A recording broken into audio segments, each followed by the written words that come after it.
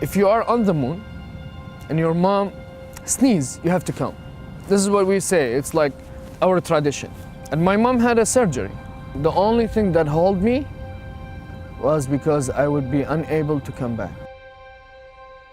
After 2006, because of the civil war and internal conflict, sectarianism, we had to leave Iraq, me and my family. My dad was assassinated in April 2006. So we moved to Damascus. I wanted to go back to Iraq and finish my high school studying. And then after that, I went to Suleimania and I started studying in the American University of Iraq, Suleimania. He stood out as one of the students that got a prestigious internship. I believe he interned with PwC before he worked for them. So he was well known on campus for being a student that had a lot of promise, that was going places. Meanwhile, my family was in Damascus, in Syria.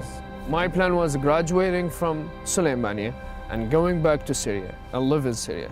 We bought a house in Syria, and now we don't know what happened to the house. And then in 2014, things started to go south in Iraq. But at that time I had to decide. I already had like a US visa, and I looked at it, there is no potential for me, regardless of the fear. There is no potential for me and to stay in the country. I think it was the first week that he was here, he was still like going through a lot of culture shock. My colleagues, they were like saying, are you ready for the blizzard? It's like, what does blizzard mean? I went to college 4 years and I studied all English and I didn't know what this blizzard mean.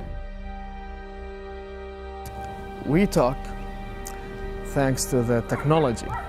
They are really dependent on me. I work and I pay their bills, till now. My case for the asylum, it's pending.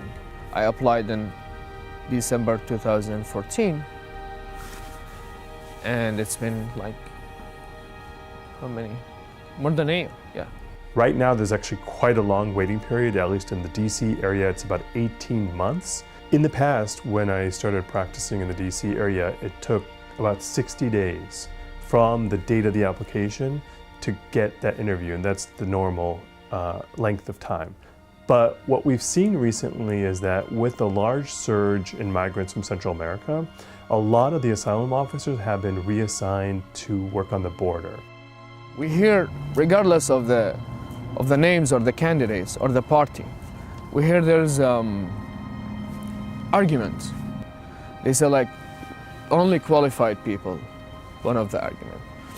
This religion shouldn't come to the US, or more restrictions. And more restrictions basically says like, you're not welcome anymore. There's fear, right? There's fear that the asylum process might somehow be co-opted and that somebody who's actually trying to do harm is going to enter the United States through the asylum process. That's the fear. The reality is that the asylum process is quite lengthy. There's extensive background checks that are done for all applicants. So the possibility of somebody using the process to then come in for the purpose of engaging in terrorism is extremely small. In working with clients who've applied for asylum, most of them, all of them are incredibly grateful for the opportunity of having the protection of being in the United States.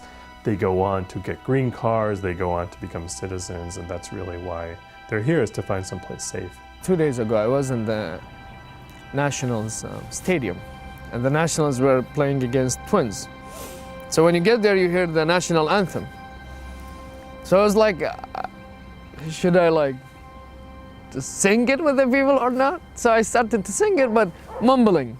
It's a belief that if I do everything right, things will get really good.